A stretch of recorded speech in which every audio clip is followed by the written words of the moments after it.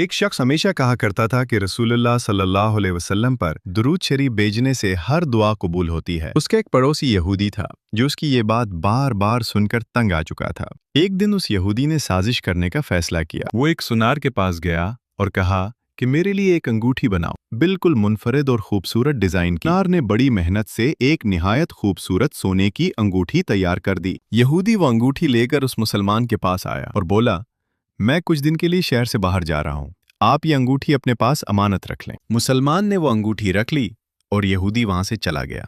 رات کے وقت وہ یہودی چپکے سے واپس آیا اور اس مسلمان کے گھر سے انگوٹھی چرا لی۔ پھر صبح کے وقت اس نے وہ انگوٹھی سمندر میں پھینک دی اور ہنستے ہوئے کہنے لگا، جب میں واپس آ کر اپنی انگوٹھی مانگوں گا تو یہ اسے نہیں دے سکے گا اور اس کی رسوائی ہوگی۔ چند دن بعد وہ یہودی واپس آیا اور مسلمان سے انگوٹھی طلب کی۔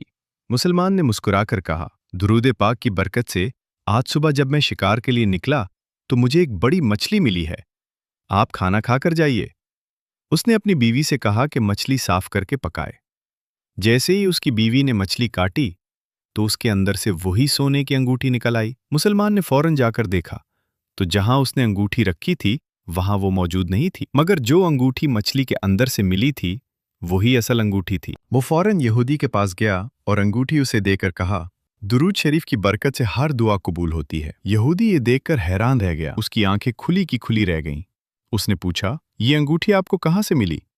مسلمان نے جواب دیا، جہاں رکھی تھی وہاں نہیں تھی، مگر اللہ تعالیٰ نے اسے محفوظ رکھا اور مچھلی کے پیٹ سے مجھے واپس مل گئی۔